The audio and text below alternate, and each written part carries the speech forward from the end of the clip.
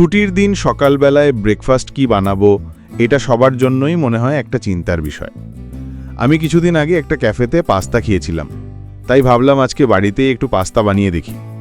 Pasta বানানোর জন্য আমি বাড়িতে থাকা গাজর, বিনস এবং ক্যাপসিকামগুলো ছোট ছোট করে কেটে নিয়েছি। এবার কড়াইতে সামান্য পরিমাণে তেল দিয়ে প্রথমে গাজর এবং বিনসটাকে একটু ভাজা ভাজা করে নিয়েছি।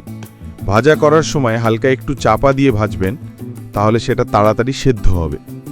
এবার সবজিটা ভাজা ভাজা হয়ে গেলে তার মধ্যে ক্যাপসিকাম, পেঁয়াজ এবং টমেটো দিয়ে এবং সামান্য পরিমাণে নুন দিয়ে আরও একটু কিছুক্ষণ ভেজে নিলাম।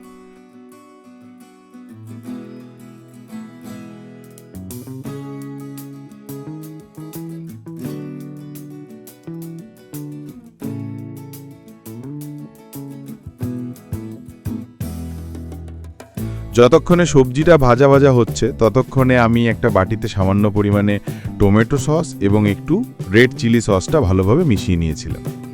সবজিগুলো ভাজা হয়ে গেলে তার মধ্যে ওই সসের মিশ্রণটাকে দিয়ে একটুখানি নাড়াচাড়া করে নিলাম। এবার আগে থেকে সেদ্ধ করা পাস্তাটা ওই মিশ্রণের মধ্যে দিয়ে দিলাম এবং বেশ কিছুক্ষণ ভালোভাবে নাড়াচাড়া করলাম। সবজি, সস এবং পাস্তাটা ভালোভাবে দেখুন মিশে গেছে। এবার অনেকে চিজ বল পাস্তাতে দিতে পছন্দ করেন, তাই আমি দুটো চিজ বল এর মধ্যে দিয়ে দিয়েছিলাম। আপনাদের যদি চিজ বল পছন্দ না হয় তাহলে স্কিপও করতে পারেন। তাহলে দেখলেন কত কম সময়ের মধ্যেই পাস্তাটা বানানো যায় এবং এটা ছোটদের টিফিনেও দেওয়া যেতে পারে।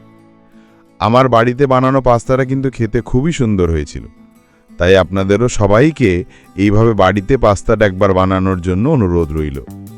যদি ভিডিওটি ভালো লেগে থাকে তাহলে একটা লাইক করুন, সাবস্ক্রাইব করুন এবং বন্ধুদেরও ভিডিওটা শেয়ার করতে ভুলবেন না।